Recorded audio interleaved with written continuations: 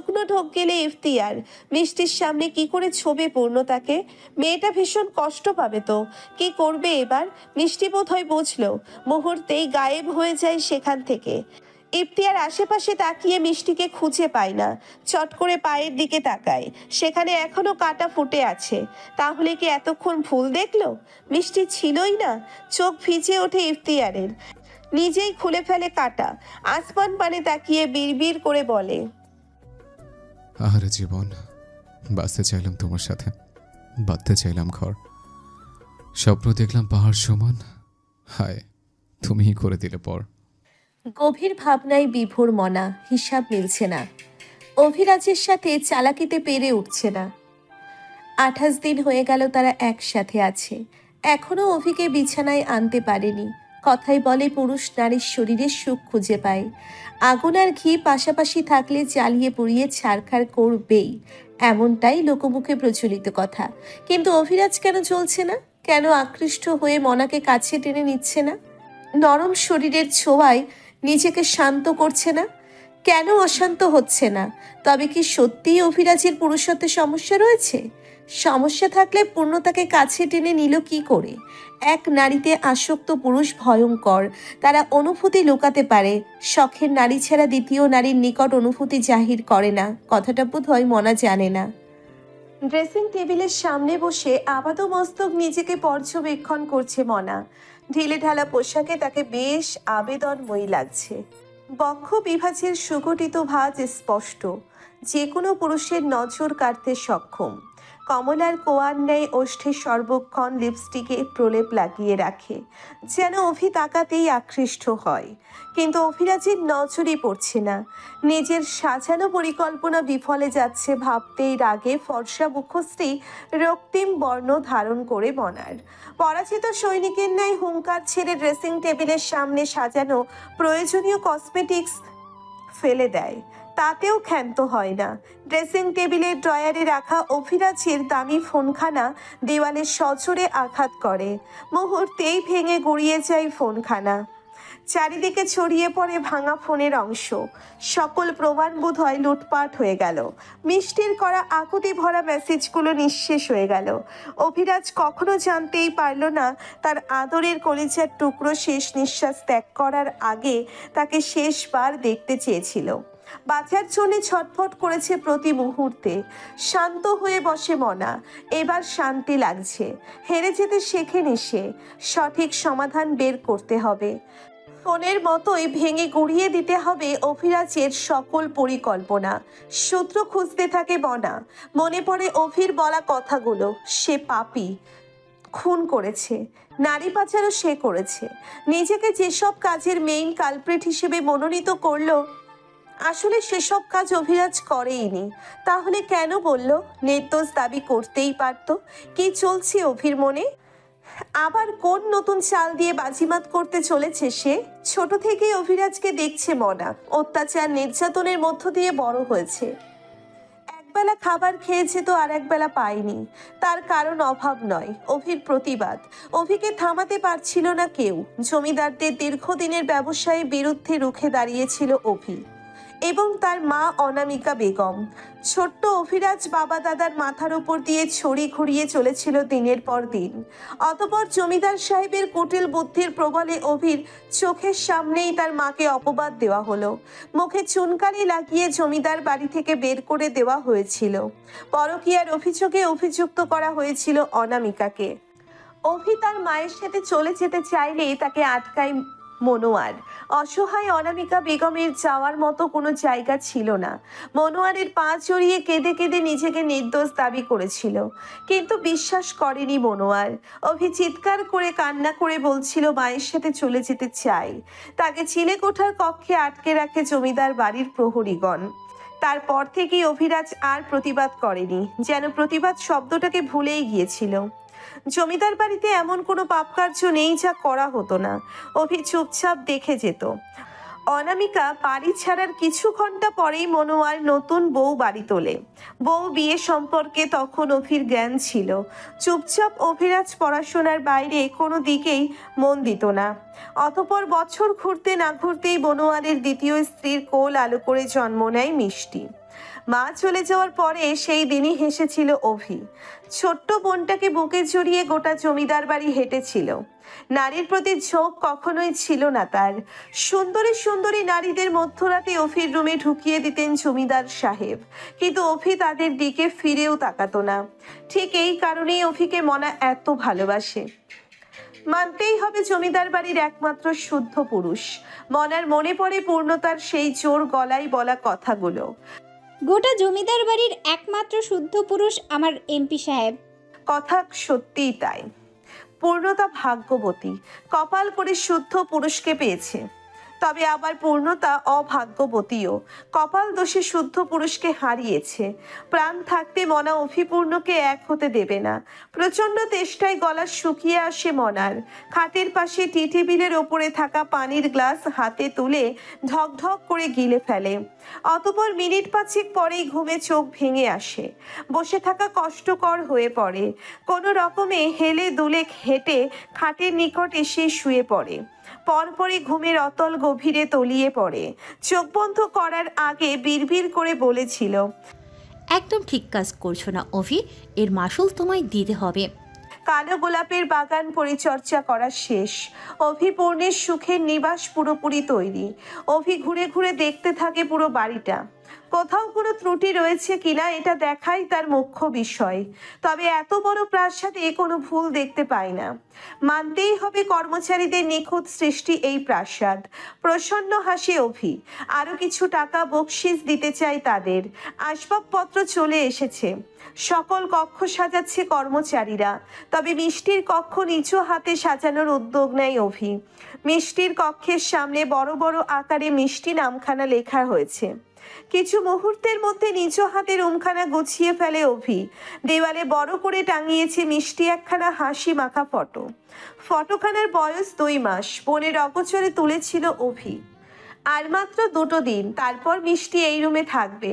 দাও ভাই বলে উচ্চস্বরে ডাকবে। এটা সেটা কিনে দেওয়ার বায়না করবে। কতদিন বোনটাকে দেখা হয় না, কেমন আছে কে জানে। শেষবার যখন কথা হয়েছিল তখন মিষ্টি বলেছিল তার বুকে ব্যথা। অভি তখনই মনোয়ারকে জানিয়েছিল কথাটা। ডাক্তারকে কল করে বাড়িতে যেতে বলেছিল। শিউলি, রেশমা, রিমা তাদের সবাইকে কল করে বলেছিল মিষ্টির খেয়াল রাখতে। মিষ্টির যত্নের বিনিময়ে শিউলির হাতে বেশ অনেকগুলো টাকা গুঁজে দিয়েছিল অভি। মনা অভির ফোনখানা নিয়ে নিয়েছে। শতবার চাওয়ার পরেও ফেরত দেয় না। অভিরও কিছু করার ছিল না মেনে নেওয়া ছাড়া। একটা সুখের দিনের জন্য মানুষ কতগুলো দুঃখ দিন কাটিয়ে ফেলে, অভিও তাই করেছে। বাকি জীবন সুখে কাটাবে বলে কিছুদিন নিজের সহ প্রাণপ্রিয় স্ত্রী এবং কলিজার টুকরো বোন অসুখে জীবন অতিবাহিত করেছে। তবে এবার তাদের দুঃখের দিন শেষ। সুখ এসে দরজায় কড়া নাড়ছে। বুকশিল্পে মিষ্টির বইগুলো সাজানো শেষ হতেই অভির চাকচিক্য ফোনখানা বেজে ওঠে। ঠোঁটের কোণে মুচকি হাসি ফুটে ওঠে অভির। পুলিশ কল করেছে নিশ্চিত। অতি দ্রুত কল রিসিভ করে কানে তোলে। হ্যালো পুলিশ, আমার বউ আর বোনকে পেয়েছেন? পুলিশ অফিসার জামিল আমতা আমতা করতে থাকে। কিভাবে বলবে কথাখানা। শুকনো ঢোক গিলে জিভ তারা ঠোঁট ভিজিয়ে নেয়। স্যার, আপনার দাদিমা পুরো শহর রটিয়ে দিয়েছে পূর্ণতার সঙ্গে ইফতিয়ার অবৈধ সম্পর্ক রয়েছে, আর আপনি বইয়ের শোকে এমপি পদ ত্যাগ করে ছেড়েছেন আপনার বইয়ের নামে বাকিটা শেষ করার আগেই গর্জে ওঠে অভিরাজ। হুঙ্কার ছেড়ে বলে, শুয়োরের বাচ্চার মুখ সেলাই করে দে। আমার ফুলের মতো পবিত্র বউকে অপবাদ দেওয়ার সাহস হয় কি করে? কেঁপে ওঠে জামিল। কাপা কাপা গলায় বলে, পূর্ণতাকে ইফতিয়ার চৌধুরী নিয়ে গেছে। স্বস্তির নিঃশ্বাস ফেলে অভি। রাগ কমলো বোধহয় কিছুটা। ঠান্ডা গলায় বলে, আপনি আমার মা আর বোনকে এখানে আনার ব্যবস্থা করুন। ইফতিয়ার চৌধুরী নিজ দায়িত্বে আমার পূর্ণতাকে আমার কাছে পৌঁছে দেবে। স্যার, এতটা বিশ্বাস বইয়ের উপর? আসে অভি। মিষ্টির রুমের বারান্দায় চলে এসেছে ততক্ষণে। আসমান পানে তাকিয়ে বলে, অনেক কিছু ঘটে গিয়েছে। পূর্ণতাকে ছেড়ে চলে এসেছি, মনাকে বিয়ে করেছি এমন খবরও জেনেছে। ভীষণ আঘাত দিয়েছি তাকে। তবুও যদি তাকে জিজ্ঞেস করেন অভি সম্পর্কে কিছু বলুন, সে অকপটে বলে দেবে এই পৃথিবীর সব থেকে শুদ্ধ পুরুষটি হচ্ছে আমার এমপি সাহেব, ফুলের ন্যায় পবিত্র। এমন একটা মেয়ের প্রতি এইটুকু বিশ্বাস থাকবে না? জামিলও তৃপ্তির হাসি হাসে। আমি মন থেকে দোয়া করি আল্লাহ আপনাদের নতুন যাত্রা শুভ করুক। পূর্ণতার জ্ঞান ফিরেছে দীর্ঘক্ষণ হলো। চোখ খুলেই ইফতিয়ারের কাছে আবদার করেছে। আমাকে আমার স্বামীর কাছে দিয়ে আসুন। ইফতিয়ার কথা দিয়েছে খুব তাড়াতাড়ি পূর্ণতাকে তার স্বামীর কাছে পৌঁছে দিবে। এই মুহূর্তে তারা দাঁড়িয়ে আছে চৌধুরী বাড়ির সামনে।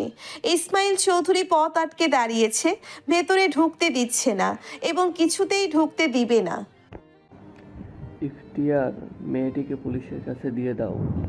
গম্ভীর কণ্ঠস্বর তার। এতটা গম্ভীর বাবাকে কখনোই দেখেনি ইফতিয়ার।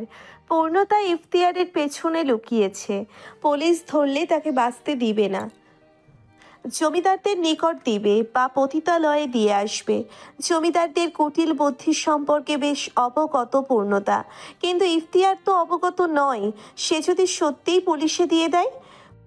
কলিজা কেঁপে ওঠে পূর্ণতার, মনে মনে আল্লাহকে ডাকতে থাকে। ইফতিয়ার বাবার চোখে চোখ রেখে বলে, উনি আমাদের বাড়িতে থাকবে বাবা, সুরক্ষিত।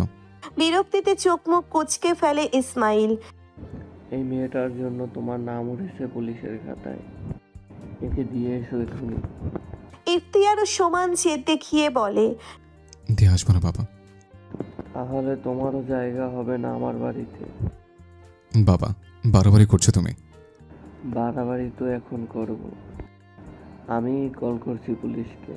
নিচু কক্ষে হয়তো ফোন রেখে এসেছে ইসমাইল, তাই বড় বড় পা ফেলে নিচু কক্ষের পানে এগোয়। ইফতিয়ার বাবার মতিগতি বুঝতে পারে।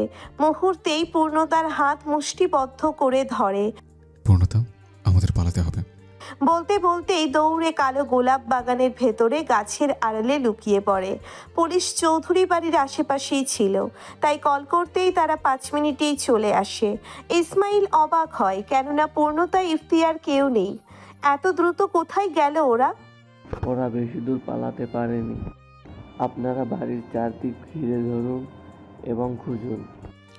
মুহূর্তেই পুলিশরা এদিক ওদিক খুঁজতে শুরু করে। ইসমাইল কপাল চুলকাতে চুলকাতে চিন্তা করে, কোথায় যেতে পারে? কোনোভাবেই পালাতে দেওয়া যাবে না। পূর্ণতাকে চাই আমার। ভয়ে কাঁপছে পূর্ণতা। ইফতিয়ার বারবার আশ্বাস দিচ্ছে, ভয় পেও না পূর্ণতা, আমি তো আছি। প্রাণ থাকতে তোমার কোনো ক্ষতি হতে দেবো না। পূর্ণতা বিশ্বাস করে ইফতিয়ারকে, তবে ইফতিয়ারকে নয়, অভিকে পাশে চাই সে। ভাগ্যক্রমে কখনোই বিপদে অভির সাহায্য পায় না। জীবনের সব থেকে বড় অভিমান এটাই পূর্ণতার। একদিন অভির মুখোমুখি দাঁড়িয়ে জিজ্ঞেস করবে, আমার বিপদে আপনি কেন থাকেন না এমপি সাহেব? আমি যে আপনার অপেক্ষায় থাকি। আমার অপেক্ষার অবসান কেন ঘটে না? দুফোঁটা পানি গড়িয়ে পড়ে পূর্ণতার দু চোখ বেয়ে। হাতের উল্টো পিঠে মুছে নেয় পানিটুকু। বাঁকা নয়নে ইফতিয়ারের মুখপানে তাকায়। ইফতিয়ার চোখ বন্ধ করে চিন্তা করতে থাকে, এখান থেকে কি করে বের হবে। পুলিশ চারিদিক থেকে ঘিরে ধরেছে ওদের, যে কোনো মুহূর্তে ধরা পড়তে পারে। বুক কাঁপছে ইফতিয়ারের, হাত পায়েও মৃদু কাঁপন অনুভব করে। পুলিশ এদিক ওদিক দৌড়াদৌড়ি করছে। যখন তখন পুলিশের চোখ পড়বে ওদের পানে, আর শেষ হয়ে যাবে সবটা। ঠিক তখনই ইফতিয়ারের বন্ধ চোখের পাতায় ভেসে ওঠে মিষ্টির ডায়েরির পাতায় লেখা কিছু কথা। চৌধুরী সাহেব, আমাদের একটা সংসার কবে হবে? সারাদিন শেষে ক্লান্ত শরীরে বাসায় ফিরে মিষ্টি বলে কবে ডাকবেন? কবে আপনার জন্য রান্না করব আমি? কবে আপনার সাথে পায়ে পা মিলিয়ে দুপা হাঁটবো? আপনার ঘামে ভেজা বুকের বাঁ পাশে কবে মাথা রাখবো? এই জীবনে কি আমার স্বপ্ন পূরণ হবে না? আপনাকে দু চোখ ভরে দেখার আক্ষেপ কি এ জীবনে মিটবে না? আপনার ভালোবাসা পাওয়ার ভাগ্য কি আমার নেই? আমার ভাগ্যটা এত খারাপ কেন চৌধুরী সাহেব? অপর পৃষ্ঠায় লেখা ছিল, আপনার সাথে দূরে কোথাও চলে যেতে চাই চৌধুরী সাহেব, যেখানে আমি আপনি ছাড়া পরিচিত কেউ থাকবে না। শান্তিতে নিঃশ্বাস টানতে পারবো। পাপ থাকবে না সে শহরে। বিলাসিতা চাই না আমার, শুধু ছোট্ট একটা ঘর হলেই চলবে। নিয়ে যাবেন আমায়? মুক্তি দিবেন এই পাপের রাজ্য হতে? চট করে ইফতিয়ার চোখ খোলে। পূর্ণতার পানে তাকিয়ে বলে, দূরে কোথাও যাবে পূর্ণতা? যেখানে শান্তিতে নিঃশ্বাস নিতে পারবে, যেখানে পাপ থাকবে না, যাবে আমার সাথে। মেয়ের বিয়ের পর থেকে ঘুরেছে সালামের দিন। রিক্সা চালক সালাম এখন সফল ব্যবসায়ী। বড়তলা বাজারের সব থেকে বড় কাপড়ের দোকানটি তার। বাড়িতে তুলেছে টিনের ঘর, দিয়েছে গোসলখানা, 5টা গরুও কিনে ফেলেছে ইতিমধ্যেই। ফ্রিজ কিনেছে, টিভি কিনেছে, ভালো ভালো জামা কাপড় পরছে। প্রতি সপ্তাহে একদিন গরুর মাংস খায়। পাপন ক্লাস 8-এ উঠেছে। ছেলেকে ডাক্তার বানানোর স্বপ্নে সালাম দিনরাত এক করে পরিশ্রম করছে। ভেবে রেখেছে সামনের বছর পূর্ণতাকে একটা স্বর্ণের চেইন বানিয়ে দিবে। খালি হাতে মেয়ে বিয়ে দিয়েছে। আজ অব্দি দুটো ফল নিয়ে মেয়েকে দেখতে যেতে পারেনি। সেলিনা বেগম গরুর মাংসের জন্য পেঁয়াজ কাটছে। সালাম বাড়ি ফিরলেই রান্না চড়াবে। তার ভাই রফিক আসবে আজকে। বাবার ঘর থেকে আসার পরে কখনোই ভাই বাবাকে ভালো মন্দ দুটো খাওয়াতে পারেনি সেলিনা। আজকে যখন সুযোগ আসছে তখন হাতছাড়া করবে কেন? পাপনকে পাঠিয়েছে রফিককে এগিয়ে আনতে। সালাম গরুর মাংস হাতে নিয়ে সবেই বাড়ির উঠোনে দাঁড়িয়েছে। তখনই জমিদারের লোকেদের দেখে ভয়ে বুক কেঁপে ওঠে সালামের। দীর্ঘদিন জমিদাররা তাদের ওপর কোনো অত্যাচার করে না, অবশ্যই অভির হুকুমে। তবে আজকে কেন এসেছে? জমিদার হাসেব এর ডান হাত আতোয়ার হাতে লাঠি নিয়ে তেড়ে আসছে সালামের পানে। তার পেছনে আরো 10-12 জন লোক রয়েছে। ভয়ের তাপটে গোনার সাহস হয় না সালামের।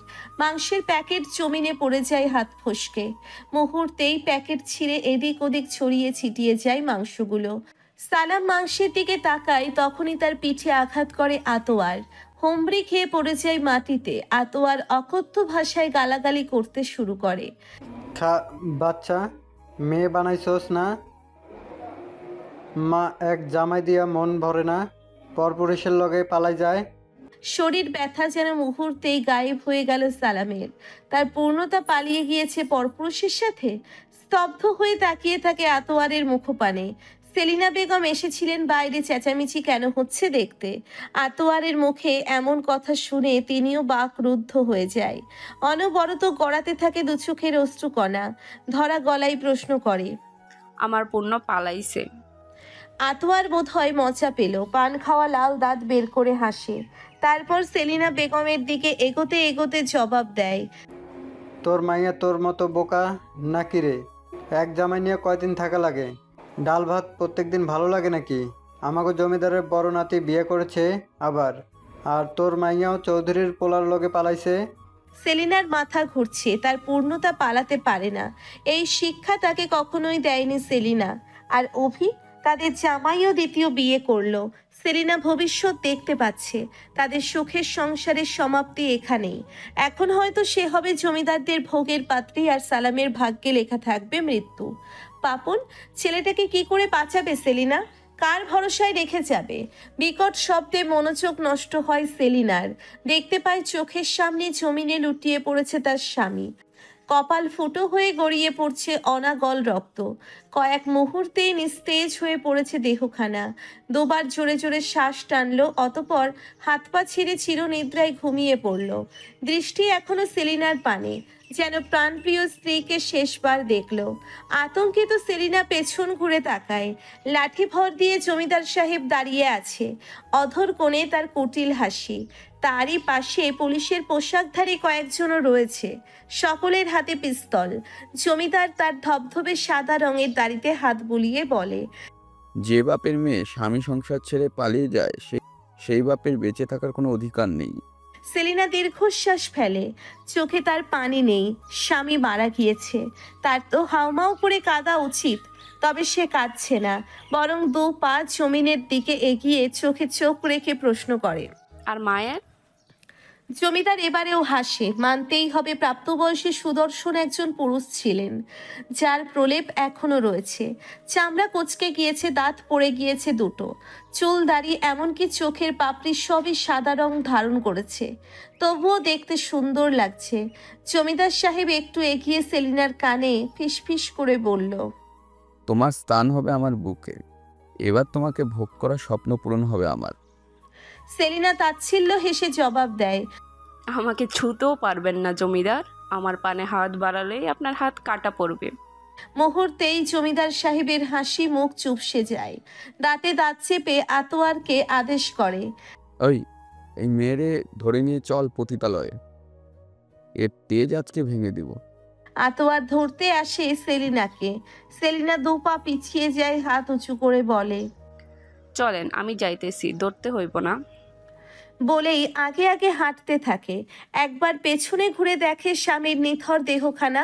জমিদার চিৎকার করে বলে, এই শহরের বাচ্চারে মাটি চাপা দে, ওর উপর সাইনবোর্ড টাঙিয়ে লিখে দিবি, মেয়ের নষ্টামির জন্য বাপ প্রাণ হারিয়েছে, বেশ্যা পূর্ণতার বাপ সালাম। দীর্ঘক্ষণ পুলিশ খোঁজাখুঁজি করেও যখন ইফতিয়ার এবং পূর্ণতাকে পেল না, তখন তারা হতাশ হয়ে চলে যায়। সেই সুযোগে ইফতিয়ার এবং পূর্ণতা গ্রামের মেঠো পথ ধরে চলে আসে মেইন রোডে। ঘড়ির কাঁটায় রাত 11টা বেজে 8 মিনিট। রাস্তাঘাট জনমানবহীন, একটা গাড়ির দেখা মিলছে না। পূর্ণতা একদৃষ্টিতে তাকিয়ে আছে জমিদার বাড়ির পানে। এই রাস্তা হতে জমিদার বাড়ি, চৌধুরী বাড়ি এবং হাসপাতাল তিনটেই দেখা যাচ্ছে। হাসপাতালের কাজ এখনো শেষ হয়নি। 10 তলায় কাজ চলছে। সম্পূর্ণ হাসপাতাল আলোয় আলোয় পরিপূর্ণ। এই হাসপাতালটি নাকি পূর্ণতার নামে। তাচ্ছিল্য হাসি পূর্ণতা, বিড়বিড় করে আওড়ায়, জীবনে সুখের দেখা পেয়েছিলাম ঠিকই, তবে দীর্ঘস্থায়ী হলো না। আর গোটা বিশ্ব আমাকে চিনবে ঠিকই, তবে তখন আমি থাকবো না। পূর্ণতার মনে পড়ে অভির কথা। এই শহরের অলিতে গলিতে জমে আছে অভিপূর্ণের স্মৃতি। এই রাস্তায় তো একদিন এমপি সাহেবের সাথে বৃষ্টি বিলাস করেছিল পূর্ণতা। সাথে ছিল মিষ্টি। কত ভালো ছিল দিনগুলো। কোথায় হারালো মিষ্টি? কোথায় গেল অভি? এই নিষ্ঠুর পৃথিবীতে পূর্ণতাকে একা ফেলে ওরা স্বার্থপরের মতো পালালো। ইফতিয়ার এদিক ওদিক দৃষ্টি ফেরাচ্ছে। তার কাছে 5 টাকার একটা কয়েনও নেই। শূন্য হাতে বেরিয়েছিল পূর্ণতাকে খুঁজতে। পায়ে জুতোও নেই। পূর্ণতার ভেজা শাড়ি শুকিয়ে গিয়েছে অনেকক্ষণ আগেই। শুকাবে না? সারা রাত মুষলধারায় বৃষ্টির পরে সকালে কাঠফোটা রোদ্দুরের দেখা মিলেছিল। একই ধাঁচের রোদ্দুর ছিল সারাদিন। ইফতিয়ার বেশ বুঝতে পারে পূর্ণতার খিদে পেয়েছে। সারাদিন একাধারে না খাওয়া মেয়েটা ভীষণ মায়া হয় ইফতিয়ারের। মনে মনে ভেবে ফেলে, এই গ্রাম ছেড়ে বেরোতে পারলে আগে পূর্ণতাকে কিছু খাওয়াবে, তারপর অন্য কথা। দুহাতে একটা ট্র্যাক আসছে, আর জমিদার বাড়ির সামনে থেকে লোকজন তেড়ে আসছে। হয়তো এখনো খুঁজে চলেছে ওদের দিকে টর্চ লাইট ধরছে। জোছনা রাতে দূর হতে 2টো মানুষ দেখা যাচ্ছে, তো তারা ইফতিয়ার পূর্ণতা কিনা ওনারা বুঝতে পারছে না। ইফতিয়ার শুকনো ঢোক গিলল। যে করেই হোক ট্রাক থামাতে হবে। মাঝ রাস্তায় দাঁড়িয়ে পড়ে ইফতিয়ার, হাত নাড়িয়ে থামতে বলে ট্রাক ড্রাইভারকে। ইফতিয়ারের ইশারা অনুযায়ী থেমে যায় ট্রাক। ওকে দেয় মাঝবয়সী এক পুরুষ। ইফতিয়ারকে দেখেই হেসে ফেলে। ছোট সাহেব, কোথায় যাবেন? এই গ্রামের পথ ধরে যতগুলো ট্রাক বাস যাতায়াত করে সবগুলোই ইসমাইল চৌধুরীর। সেই সুবাদে ইফতিয়ার তাদের ছোট সাহেব। ইফতিয়ার অনুরোধের সুরে লোকটিকে বলে, ভাই, আমাদের নিয়ে যাবে তোমার সাথে? সামনে কোথাও নামিয়ে দিলে চলবে। ছোট সাহেব, এভাবে কেন বলছেন? অবশ্যই নিব। আপনাদের দোয়ায় খেয়ে পরে বেঁচে আছি। ইফতিয়ার মাথা নিচু করে বলে, আমার কাছে কিন্তু কোনো টাকা নেই। লাগবে না সাহেব, উঠে আসুন। সাথে কে, ভাবি? হ্যাঁ, আমাদের ভাবি, জমিদার বাড়ির বড়নাথ বউ। লোকটি বেশ অবাক হয়। তার চোখে মুখে প্রশ্ন। ইফতিয়ার বুঝতে পারে। যেতে যেতে বলবো, পূর্ণতা উঠতে পারবে না একা? পূর্ণতা মাথা নাড়িয়ে উঠে পড়ে। ইফতিয়ারও উঠে পড়ে। ট্র্যাক চলতে শুরু করে। পূর্ণতা বিড়বিড় করে বলে, আবার ফিরবো এই শহরে। আমাকে ঠকানো প্রতিটা মানুষকে কঠোর হাতে কঠোর শাস্তি প্রদান করব, প্রতিজ্ঞা করলাম। ইফতিয়ার আসমান পানে তাকিয়ে বিড়বিড় করে বলে, মিষ্টি, আমার সাথে কথা বলো, আমাকে সাহস দাও, পথ দেখাও। কোথায় খুঁজে পাবো অভিকে? পূর্ণতার দায়িত্ব যে আমি আর নিতে পারছি না। মিষ্টি বোধহয় খিলখিল করে হেসে উঠল। উচ্চস্বরে বলল, চৌধুরী সাহেব, আপনি দায়িত্ব এড়াতে ভালোবাসেন, বড্ড স্বার্থপর। হঠাৎ সামনে থেকে লোকজনের আওয়াজ আসে। থেমে যায় ট্রাক। শ্বশুর বাড়ি থেকে মিথ্যে অপবাদ দিয়ে তাড়িয়ে দেওয়ার পরে অনামিকা বেগমের ঠাঁই হয়েছিল বাবার বাড়ি। বৃদ্ধা বাবা মায়ের কথার অবাধ্য হয়ে একদিন ঘর ছেড়েছিল। ভাগ্য আবার তাকে দাঁড় করিয়েছিল সেই বাবা মায়ের সম্মুখে। গোটা দুনিয়া যখন কলঙ্কিনী বলে অনামিকাকে তাচ্ছিল্য করছিল, তখন বাবা মা পরম মমতায় ঠাঁই দিয়েছিল বুকে। ভালোবেসে আগলে নিয়েছিল। নতুন করে বাঁচার স্বপ্ন দেখছিল। নতুন করে বাঁচার স্বপ্ন দেখাচ্ছিল, কিন্তু বেশি দিন টিকতে পারেনি। সুখ কপালে সয় না যে। 15 দিন পরেই যেখানে উপস্থিত হয়েছিল, কিন্তু বেশি দিন টিকতে পারেনি। সুখ কপালে সয় না যে। 15 দিন পরেই সেখানে উপস্থিত হয়েছিল মনোয়ার। অনামিকাকে বাড়ি ফিরিয়ে আনার প্রস্তাব রাখে। ভালোবাসা অন্ধ অনামিকা মনোয়ারের সেই প্রস্তাব এড়িয়ে যেতে পারেনি। স্বামী সন্তান নিয়ে সুখে সংসার করার লোভ আষ্টে পৃষ্ঠে জড়িয়ে ধরেছিল তাকে। তাই তো বেইমান স্বামীর হাত ধরে দ্বিতীয়বারের মতো বাবার ঘর ছেড়েছিল। এবারেও অনামিকার হতভাগা বাবা মা বারবার মেয়েকে বারণ করছিল, দ্বিতীয়বার ভুল না করার অনুরোধ জানাচ্ছিল। এবারেও বাবা মায়ের চোখের পানির মূল্য দেয়নি অনামিকা। মাঝ রাস্তায় এসে মনোয়ার কুটিল হাসে, ছেড়ে দেয় অনামিকার হাত। জমিদার বাড়ির রাস্তার বিপরীত রাস্তায় পা বাড়ায়। ভয়ে আতঙ্কিত অনামিকা স্বামীর হাত ধরে মুঠো করে। মনোয়ার ছাড়ানোর চেষ্টা করলেও ছাড়ে না। কোথায় নিয়ে যাচ্ছে প্রশ্ন করার সাহস হয় না। স্বামী তো নরকে নিয়ে গেলেও সেখানে যেতে হবে। সত্যি নরকেই বটে। জমিদারদের তৈরি পতিতালয়ে নিয়ে যায় অনামিকাকে। সব থেকে পয়সাওয়ালা পুরুষের হাতে তুলে দেয় প্রাণপ্রিয় স্ত্রীকে এবং লোকটার থেকে নেয় মোটা অঙ্কের টাকা। সেই দিন থেকে দীর্ঘ 4 বছর কাটিয়ে দেয় পতিতালয়ে। বিভিন্ন পুরুষের কাছে নিজেকে সঁপে দেওয়াই ছিল অনামিকার কাজ। আফসোস হতো না আর, মেনে নিয়েছিল ভাগ্যের লিখন। কিন্তু হঠাৎ ভাগ্য বদলাতে সেখানে আগমন ঘটে অভিরাজের। জন্মদাত্রী মাতার এমন বেহাল দশা দেখে বাবার প্রতি ঘৃণা বাড়তে থাকে।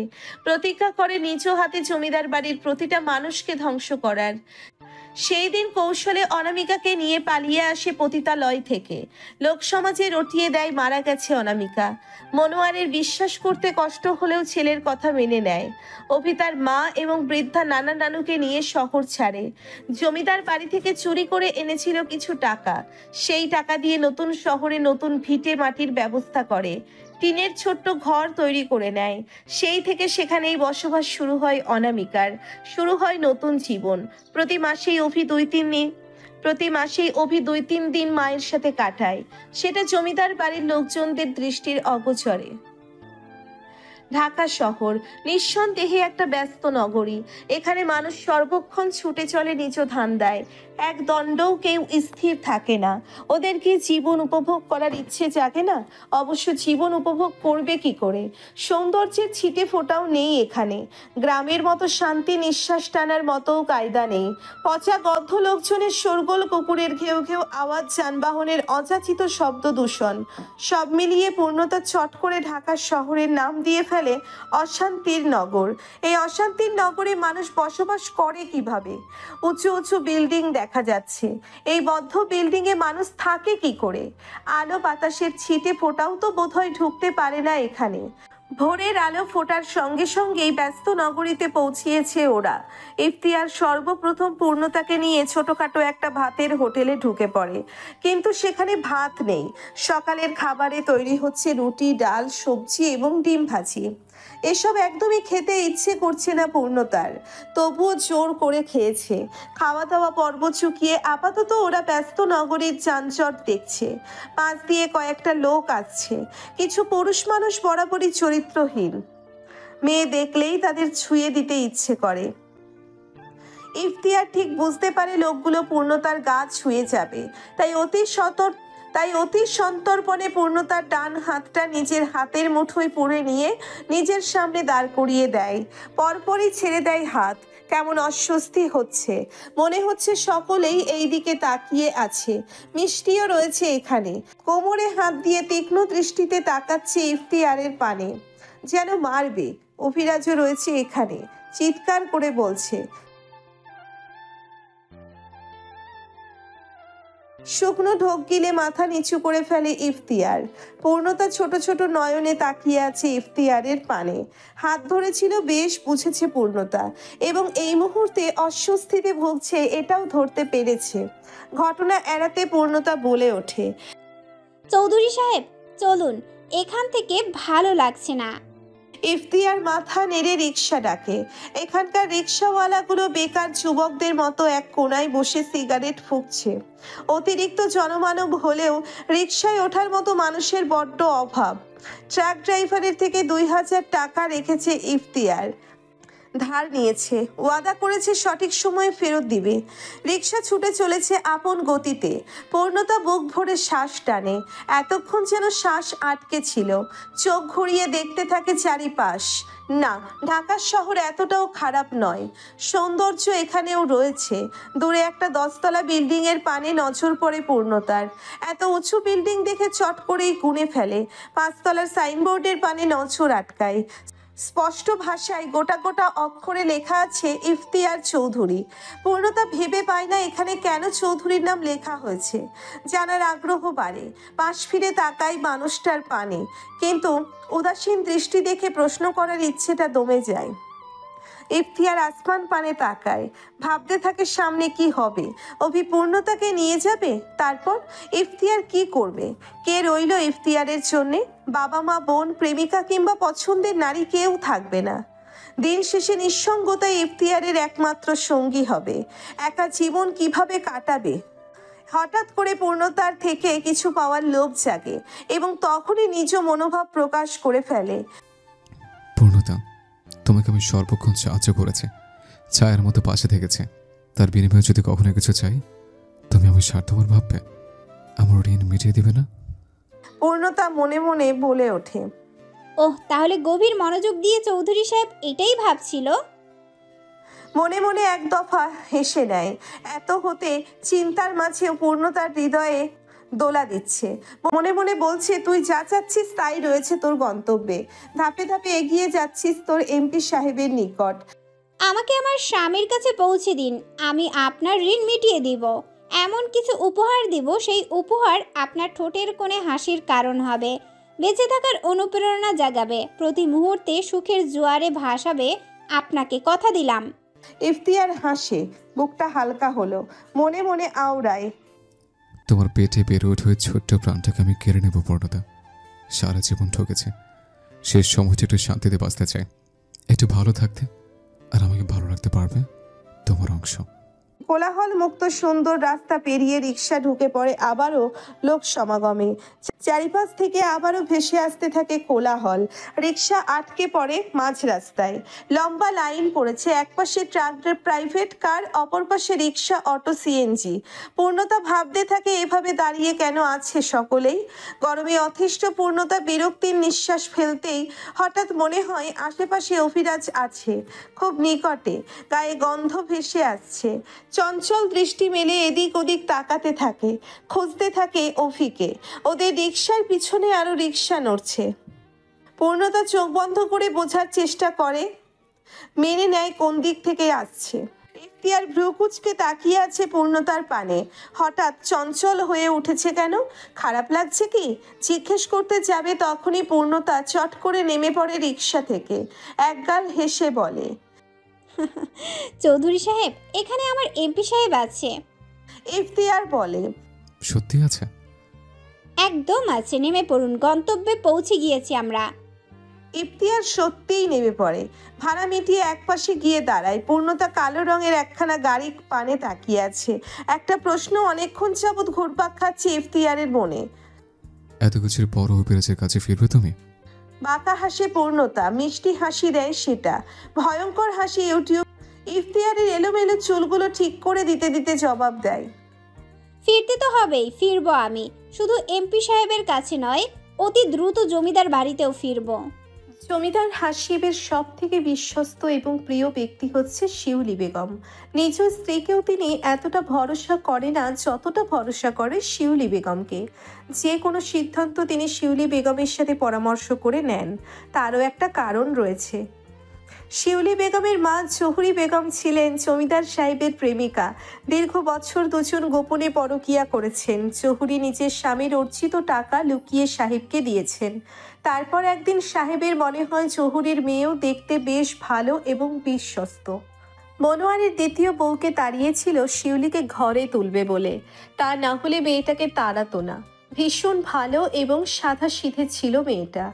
আজও পতিতালয়ে গেলে বড্ড মায়া লাগে জমিদার সাহেবের।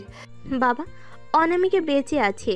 শিউলির কথায় ভ্রু কুচকে ফেলে সাহেব। এতক্ষণ ফুরফুরে মেজাজে থাকলেও এবার কপাল কুচকে ফেলে। মাথায় চুলের পরিমাণ খুবই কম, কানের পিঠে এবং পেছনে যে কয়টা চুল রয়েছে তা সবই সাদা রঙের।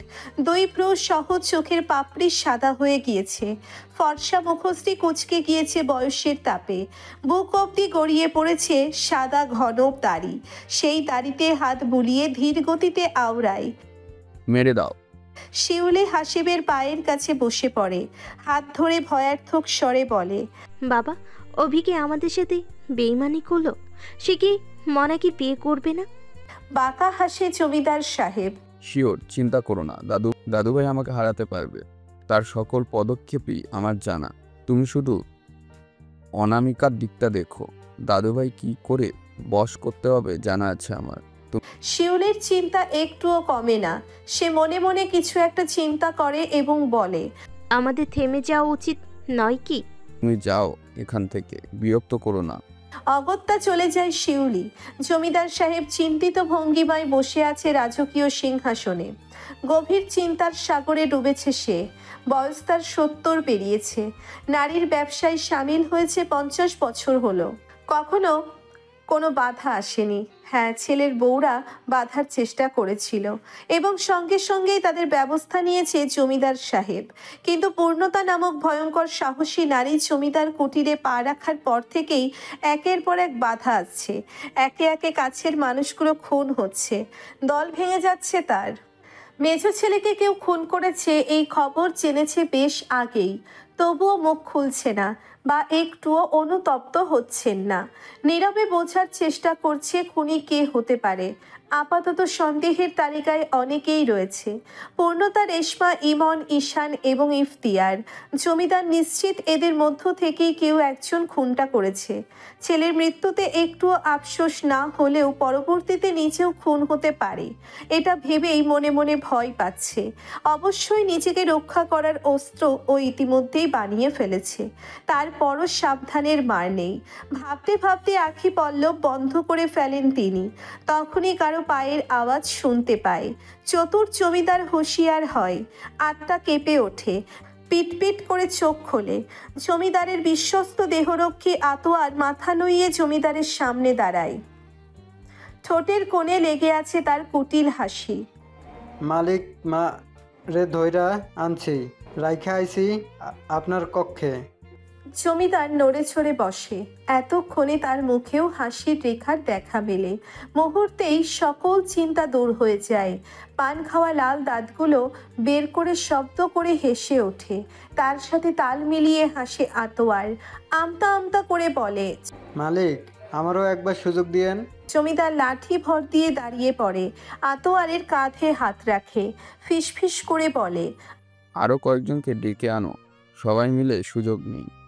শালার যে তেজ, আমি একা সামলাতেই পারুম না। আতোয়ার খুশিতে এক প্রকার লাফিয়ে ওঠে, জমিদারের পা ছুঁয়ে সালাম করে এবং মুহূর্তেই চলে যায় সবাইকে ডাকতে। জমিদার তার বুক সমান লম্বা দাড়িগুলোতে হাত বুলায়, বিড়বিড় করে বলে, উন্নতা, এবার দেখি কি করিস তুই, বাঁচিয়ে দেখা তোর মাকে। সেলিনা বেগম হাঁটু মুড়ে বসে আছে। বিশাল বড় কক্ষে তাকে রাখা হয়েছে। চারিপাশে ছড়িয়ে ছিটিয়ে আছে মদের বোতল, সিগারেটের খোসা। বেশ বুঝতে পারছে আজকে তার সাথে কি হতে চলেছে। বুক ফুলিয়ে কয়েকবার শ্বাস টানে সেলিনা। মনে মনে প্রস্তুত করে নেয় নিজেকে। কান্না পাচ্ছে না একটুও, কষ্টও হচ্ছে না, শুধু আফসোস হচ্ছে এত বড় দুনিয়ায় এত মানুষ রয়েছে, এক একজন মানুষের মৃত্যু এক একভাবে নির্ধারণ করা হয়েছে।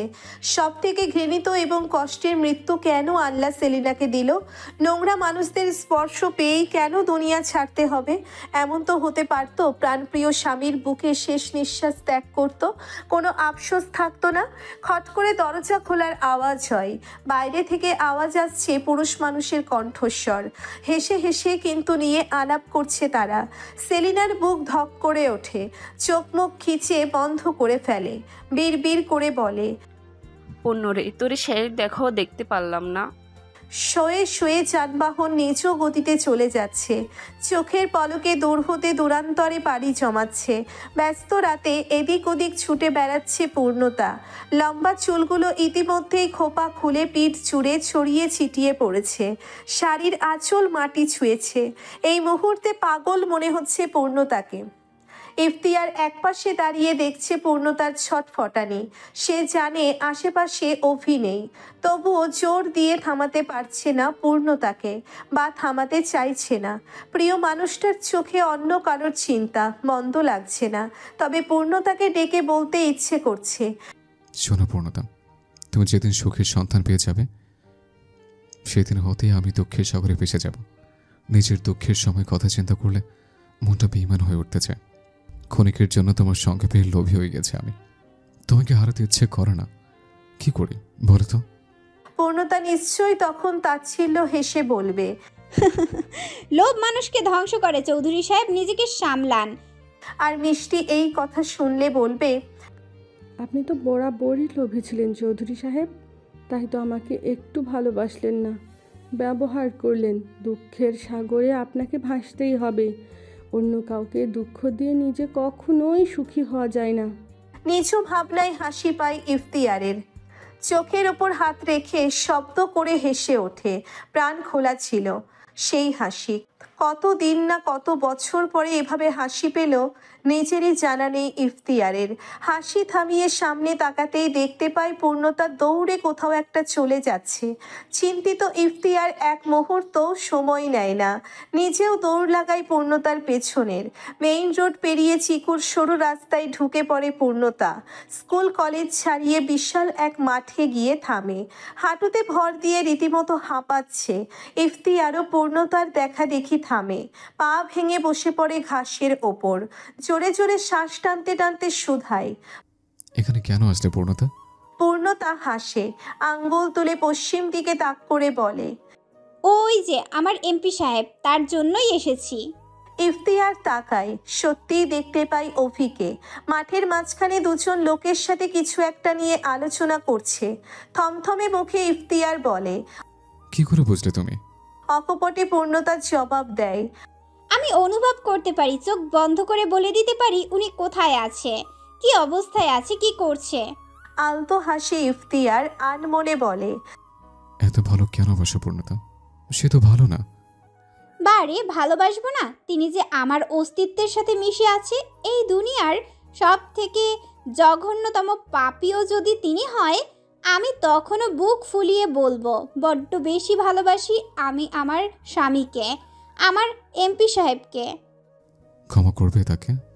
ইফতিয়ারের চোখে চোখ রেখে পূর্ণতা জবাব দেয়, আমি জানি এমপি সাহেব ক্ষমার অযোগ্য, কোনো কাজ কোনোদিনও করতে পারে না। এই দুনিয়ার সব থেকে শুদ্ধ পুরুষ তিনি। আমার অহংকার, ক্ষমা শব্দটা তার সাথে মানানসই নয়। দীর্ঘদিন বাদে নিজের স্বামীকে দেখে আবেগপ্রবণ হয়ে ওঠে পূর্ণতা। ঠোঁট উল্টে কেঁদে ফেলে। দূরত্ব খুব বেশি নয়, কয়েক কদম এগোলেই ছোঁয়া যাবে পুরুষটিকে। বক্ষদেশে মাথা রেখে আরামসে অনুভব করা যাবে তার স্পর্শ। কিন্তু পা অবশ হয়ে আসছে, একটুও এগোতে পারছে না। মাথা ঝিমঝিম করছে, হাঁটুও বোধহয় একটু কাঁপছে। চিৎকার করে কাঁদতে ইচ্ছে করছে, চোখের পলক ফেলতেও ভয় করছে। যদি হারিয়ে যায়, যদি এটা স্বপ্ন হয়। ইফতিয়ার নির্বাক দৃষ্টিতে পূর্ণতাকে দেখছে। গোটা একটা বছর যাবৎ জেনে এসেছে পূর্ণতা অভিরাজের স্ত্রী। তাদের বিয়ে হয়েছে, বহুবার একসাথে দেখেছেও দুজনকে। তবুও এত কষ্ট হয়নি। আজকে যেন কষ্টের পরিমাণ বেড়ে গিয়েছে। গোলগাল মুখশ্রীতে বিরহের অশ্রুকণা একদমই মেনে নিতে পারছে না। ইচ্ছে করছে বলতে, কেঁদো না পূর্ণতা, তোমার কান্না আমার সহ্য হয় না। কিন্তু বলতে পারে না, অধিকার নেই যে। কালো রঙের শার্টখানা ঘামে ভিজে জবথব হয়ে গিয়েছে। শ্যামবর্ণের মুখশ্রীতেও রয়েছে বিন্দু বিন্দু ঘামের অবয়ব। ঠোঁট দুটো শুকিয়ে গিয়েছে, যেন বহুদিন যত্ন নেওয়া হয় না। চুল দাড়ি বড় হয়েছে বেশ, অযত্নে অবহেলায় জটলা পাকিয়ে গিয়েছে। বুকের ভিতরটা মোচড় দিয়ে ওঠে পূর্ণতার। তাকে ছাড়া তার চৌধুরী সাহেব ভালো ছিল না। ইফতিয়ার আসমান পানে তাকিয়ে দীর্ঘশ্বাস ফেলে। ঠোঁটের কোণে হাসির রেখা ফুটিয়ে উচ্চস্বরে ডেকে ওঠে, অভিরাজ। অভি তাকায়। সর্বপ্রথম চোখ পড়ে পূর্ণতার পানে। অশান্ত বুকটা শান্ত হয়ে যায়। চটজলদির সাথে থাকা দুটো লোককে বিদায় জানায়। অন্য কোনো দিন আলাপ জমাবে বলে কথা দেয় এবং সময় ব্যয় না করে দৌড়ে আসে পূর্ণতার নিকট। লোক লজ্জায় ভয় না করেই চাপটে জড়িয়ে ধরে ছোট্ট দেহখানা। অভিরাজের বুকে মাথা রেখে আখি পল্লব বন্ধ করে নেয় পূর্ণতা। কান্নাগুলো দলা পাকিয়ে যাচ্ছে। আবারও কাঁদতে ইচ্ছে করছে, তবে দুঃখে নয় সুখে। ইফতিয়ার বুঝতে পারে না এখনো কেন কাঁদছে। হয়তো বুঝতে পারছে কিন্তু চাইছে না। কথাই বলে না, মানুষ চেনা বড্ড কঠিন। মানুষ দুঃখ পেয়ে হাসে আবার সুখে কাঁদে। মানুষ ভালোবাসার জন্য লড়াই করে আবার ভালোবাসার জন্য চুপচাপ সরে আসে। পুরুষ তার শখের নারীর জন্য জীবন দেয়, আবার শখের নারীকে পেয়েও পরনারীতে আসক্ত হয়। মানুষ আঘাত পেয়ে শক্ত হয়, আবার মানুষ আঘাত পেয়ে ভেঙে গুড়িয়ে যায়। মানুষ ভালোবেসে বাঁচতে শেখে, আবার সেই মানুষই ভালোবেসে মরে যায়। মানুষ চেনা বড্ড কঠিন। একই সাথে পথ চলেও কার মনে কি চলছে বোঝা বড্ড দায়। মানুষ সিনেমা দেখে কাঁদে, আবার বাস্তব জীবনের ঘটনা শুনে মজা পায়। মানুষকে চেনা বড্ড দায়। একই মানুষ দেহে বিভিন্ন রূপ। অভি পরপর কয়েকবার চুমু খায় পূর্ণতার চুলের ভাঁজে। অশান্ত স্বরে বলে ওঠে,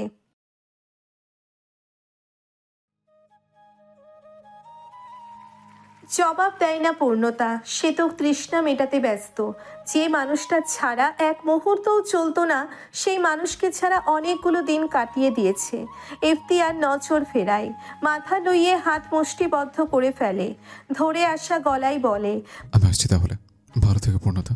পূর্ণতা অভির বুক থেকে মুখ তোলে, তাকায় ইফতিয়ারের পানে। অভি ইফতিয়ারকে জড়িয়ে ধরে, কৃতজ্ঞতার স্বরে বলে। ইফতিয়ার অভিকে সরিয়ে দেয়, দোপা পিছিয়ে দাঁড়ায়, মৃদু হেসে বলে, যাকে আমি মরে যেতে চেয়েও পাইনি, আপনি তাকে বিনা সাধনা পেয়ে গিয়েছেন। যত্নে রাখবেন। এক মুহূর্তও দাঁড়ায় না ইফতিয়ার। হাতের উল্টো পিঠে চোখের পানি মুছতে মুছতে চলে যায় উল্টো দিকে। পূর্ণতা সেই দিকে তাকিয়ে থাকে। অভি পূর্ণতার কাঁধ জড়িয়ে বলে,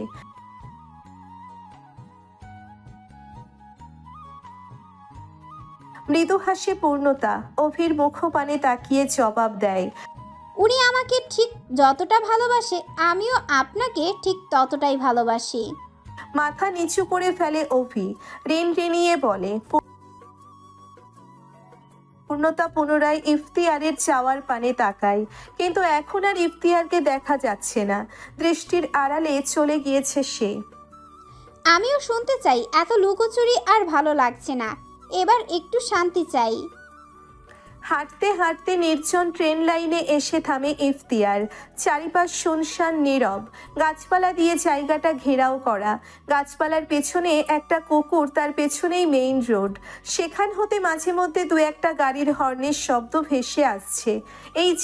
এই জায়গাটা বড্ড চেনা ইফতিয়ারের। ছোটবেলায় মন খারাপ হলে এখানে এসেই বসতো। ট্রেন লাইন হওয়ার সুবিধার্থে এখানে যানবাহন চলাচল করতে পারে না, তবে প্রতিদিন দুবার ট্রেন যায় বেশ শব্দ করে। ট্রেন আসার সময়টাও ইফতিয়ারের জানা, সকাল 9:30 এবং বিকাল 4টে। ট্রেন লাইনের ওপরে বসে পড়ে ইফতিয়ার। এবার আর নিজেকে সামলাতে পারে না। আসমান পানে তাকিয়ে হাউমাউ করে কেঁদে ওঠে। বারংবার হাত দ্বারা আঘাত করতে থাকে নিজের কপালে। উচ্চস্বরে বলে ওঠে, ইয়া আল্লাহ, আমার মরণ দিন, নয়তো সহ্য করার ক্ষমতা দিন। এত কষ্ট আমি সইতে পারছি না। আমার কলিজা পড়ে যাচ্ছে, পাগল হয়ে যাচ্ছে আমি। মিষ্টি, মিষ্টি রে, আমি নিয়ে যাও। আমার মিষ্টি, তোমাকে প্রয়োজন আমার। কতক্ষণ একই সুরে কেঁদেছে জানা নেই ইফতিয়ারের, তবে দূর হতে ট্রেনের শব্দ ভেসে আসছে। কান খাড়া করে ইফতিয়ার মনকে শুধায়, সমাপ্ত করে দেব কি জীবনের গল্প? এখানে থেমে যাক অস্তিত্ব, মুছে যাক স্মৃতি, ভালোই হবে। হাতের উল্টো পিঠে চোখের পানি মুছে নেয় ইফতিয়ার। তাচ্ছিল্য হেসে শক্ত হয়ে বসে পড়ে। চোখ বন্ধ করে পূর্ণতার মুখখানা স্মরণ করে। তোমাকে কখনো বলা হলো না, তোমার মুখখানা দেখলে আমার কলিজা ঠান্ডা হয়ে যেত। আল্লাহ, বহু আশা নিয়ে তোমার দরবারে হাত পেতেছিলাম। যারা মাঝে দাঁড়িয়ে চোখের পানি ফেলে চেয়েছিলাম একটা মেয়েকে, কিন্তু তাকে পেলাম না। মেনে নিয়েছিলাম ভাগ্য, বুঝেছিলাম মানুষ যে আমার জন্য তৈরি হয়নি, তাই তো পাগলামি করিনি। কিন্তু আল্লাহ, আপনি আমার হৃদয় থেকে নামটা মুছে দিলেন না, বরং সময়ের সাথে সাথে খোদাই করে লিখে দিলেন। এখন আমি সহ্য করতে পারছি না। কি করব আমি? মরে যেতে ইচ্ছা করছে যে আমার। মনে মনে আওড়াতে আওড়াতে অনুভব করে ট্রেনখানা বড্ড কাছে চলে এসেছে। বসতে চাইলাম তোমার সাথে, বাঁধতে চাইলাম ঘর, স্বপ্ন দেখলাম পাহাড় সমান, কিন্তু হায়, নিয়তি করে দিল পর। হাত ছাড়ুন। স্পষ্ট এবং ঝাঝালো কণ্ঠস্বর ইফতিয়ারের। সামনে দাঁড়ানো মেয়েটি ভ্রু কুঁচকে ফেলে, ছেড়ে দেয় ইফতিয়ারের হাত। যখন ঝড়ের গতিতে ট্রেন ছুটে আসছিল ইফতিয়ারের দিকে, তখনই মেয়েটা টেনে সরিয়ে নিয়েছে তাকে, বাঁচিয়ে দিয়েছে নিশ্চিত মৃত্যুর কবল থেকে। তবুও এতটুকু কৃতজ্ঞতা ফুটে ওঠেনি ইফতিয়ারের চোখে মুখে, বরং বেজায় বিরক্ত সে, যেন মেয়েটি বিশাল বড় কোনো ভুল করে ফেলে। ভারী অকৃতজ্ঞ মানুষ তো আপনি, বাঁচিয়ে দিলাম অথচ ধমকাচ্ছেন। শুনুন সাহেব, এই মিষ্টি যদি এখানে না থাকতো তাহলে এতক্ষণে আপনি আসমানে চলে যেতেন। থমকাই ইফতিয়ার, মাথা তুলে তাকায় মেয়েটির পানে। একদমই মিষ্টির মতো দেখতে নয়, তবুও বুক কাঁপছে। ইতিমধ্যেই হাত পায়ে কাঁপন ধরেছে। মিষ্টি ছিল মায়াবতী, চোখে মুখে ছিল অসম্ভব মায়া। বড় বড় আঁখি পল্লব মেলে যখন চাইতো তখন কলিজা জুড়িয়ে যেত। কথা বলার ধরনও ছিল অন্যরকম। মিষ্টি কখনোই ইফতিয়ারের সাথে উচ্চস্বরে কথা বলতো না, বরং বরাবরই মাথা নইয়ে ধীর গতিতে কথা বলতো। এই মেয়ের স্বভাব, কথা বলার ধরন কিংবা চেহারা কিছুই তো মিষ্টির মতো নয়, তবুও এর নাম মিষ্টি কেন হলো? আর এক দফা বিরক্ত হয় ইফতিয়ার, তবুও ঠোঁটের কোণে একটু হাসি ফোটানোর চেষ্টা করে বলে ধন্যবাদ। পরপরই উল্টো পথে হাঁটতে শুরু করে। মেয়েটি বেশ অবাক হয়, শুধু ধন্যবাদ বলেই চলে যেতে হবে? সেও পেছন পেছন হাঁটতে শুরু করে। এই যে শুনুন, ধন্যবাদ দিয়ে আমি কি করব? বাঁচিয়েছি আপনাকে, এবার তো একটু পরিচয় বার্তা জিজ্ঞেস করতে পারেন আমার, তা না হনিয়ে চলে যাচ্ছেন, এটা কেমন কথা? পা জোড়া থেমে যায় ইফতিয়ারের। 27 বছরের জীবনে বহুবার বহু নারীর হতে প্রেমের প্রস্তাব পেয়েছে। নারীদের কথা বলার ধরন চেনে ইফতিয়ার। মিষ্টি নামক নারীর পানে তাকিয়ে স্পষ্ট স্বরে বলে, ইতিমধ্যেই 2 নারীতে আসক্ত হয়েছে আমি, একজন হৃদয় জুড়ে আর একজন মস্তিষ্ক। একজনকে নিজ হাতে অন্য কারো হাতে তুলে দিয়েছে, আরেকজনকে কবরে শুইয়ে রেখে এসেছে। তৃতীয় কোনো নারীর পরিচয় বার্তা শুনতে ইচ্ছুক নই আমি। বাঁচিয়েছেন তার জন্য কৃতজ্ঞ, ভালো থাকবেন। মিষ্টি নামক মেয়েটি আর কোনো কথা বলে না এবং ইফতিয়ারের পিছুও নেয় না, শুধু তাকিয়ে থাকে। হাঁটতে হাঁটতে ইফতিয়ার মনে মনে বলে, আমি সত্যিই ভীষণ স্বার্থপর মিষ্টি। তুমি জীবনের শেষ পর্যায়ে এসে আমার কাছে চেয়েছিলে যেন আমি সময় পেলে তোমার কবরের পাশে একদণ্ড বসে মাথার পাশে হাত বুলিয়ে দিই। আমি তোমার ইচ্ছের মূল্য দিলাম না, একদিনও এক মুহূর্ত সময় হলো না তোমার পাশে বসার। কি নিষ্ঠুর স্বার্থপর আমি। নিজের জন্য বড্ড করুণা হয় আমার। এমন স্বার্থপর না হলে বোধহয় জীবনটা সুন্দর হতো।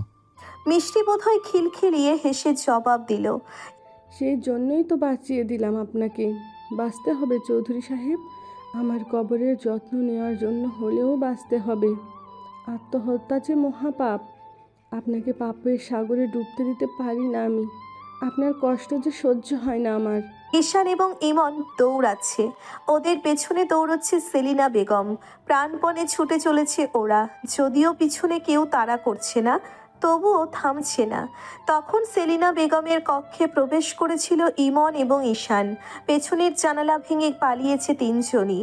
ইমন ঈশান পণ করেছে মরে গেলেও আর জমিদার বাড়ির ত্রিসীমানায় পা রাখবে না। যেখানে মায়ের বয়সী নারীদের সম্মান করা হয় না, সেখানে কখনো মানুষ থাকতে পারে? অভির হাত ধরে ঢাকা হতে কক্সবাজারে পা রেখেছে পূর্ণতা। দীর্ঘক্ষণ গাড়িতে ছিল বলে মাথা ব্যথা করছে। পূর্ণতার বাহু জড়িয়ে অভি তাকে নিয়ে যাচ্ছে নিজ গন্তব্যে। এখনই অভি পূর্ণের শান্তির নিবাসে পা রাখতে চাচ্ছে না, তাই যেখানে এতদিন অভি ছিল সেখানেই নিয়ে যাচ্ছে। সিঁড়ি বেয়ে 3 তলায় উঠে পড়ে। পূর্ণতার অসুবিধার কথা চিন্তা করে চট করে কোলে তুলে নেয়। চমকায় পূর্ণতা, শক্ত করে জড়িয়ে ধরে অভির গলা। চিন্তিত স্বরে প্রশ্ন করে, আমায় নিয়ে সিঁড়ি পেরুতে কষ্ট হবে আপনার? অকপটে কয়েকটা চুমু খায় পূর্ণতার কপালে। কপালে কপাল ঠেকিয়ে জোরে শ্বাস টেনে বলে,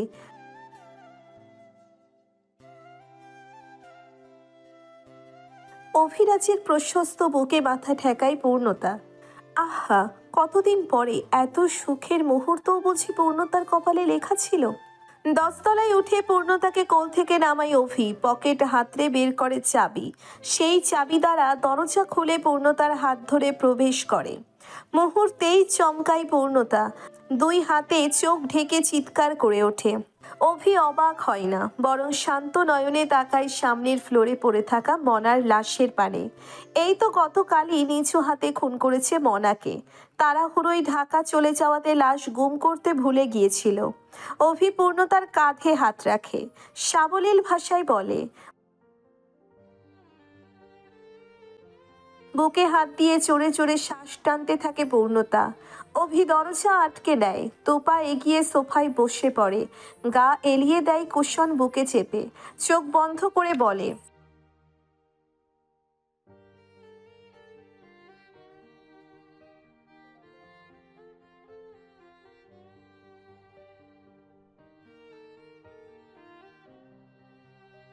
খানিকটা স্বাভাবিক হয় পূর্ণতা। ধরে আসা স্বরে প্রশ্ন করে, তাদের অপরাধ? আমিও তো জেনে গেলাম, এবার আমাকেও মেরে ফেলুন। অভিরাজের মুখোমুখি দাঁড়িয়ে বলে পূর্ণতা। অভি মৃদু হাসে, পূর্ণতার হাত টেনে তাকে বসিয়ে নেয় নিজের পাশে।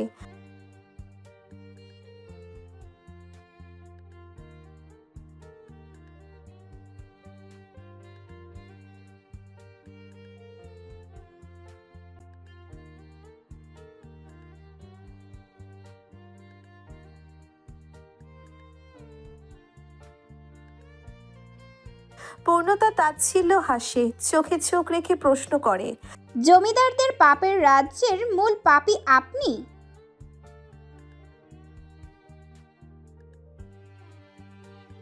কথা বলে না পূর্ণতা, মাথা নিচু করে কিছু একটা ভাবতে থাকে। খালা, আপনার কষ্ট হচ্ছে? আচমকা সেলিনা বেগমকে থেমে যেতে দেখে প্রশ্ন করে ইমন। ওরাও হাঁপাচ্ছে। ইতিমধ্যেই দৌড়ে 5 কিলোমিটার পথ পাড়ি দিয়েছে। হাঁপিয়ে যাওয়াটা অস্বাভাবিক কোনো ঘটনা নয়। সেলিনা বেগম বসে পড়ে, চোখ বন্ধ করে টেনে টেনে শ্বাস নেয়। ইমন ঈশান এদিক সেদিক দৃষ্টি ঘুরিয়ে নিরাপত্তা পরখ করে বসে। সেলিনা বেগমের মুখমণ্ডল ছুঁয়ে দিয়ে ফের চিন্তিত ভঙ্গিমায় বলে, কোথায় কষ্ট হচ্ছে বলুন? ধীরে সুস্থে চোখ মেলে সেলিনা বেগম। মুগ্ধ হয় বাচ্চা দুটোর মানবিকতা দেখে। নিকৃষ্ট জমিদারের নাতিপুতিরা এত ভালো কি করে হলো? শুনেছে গাছ ভালো না হলে ফল ভালো হয় না। এবার বুঝি এই কথার ধরন বদলে দেবে ওরা।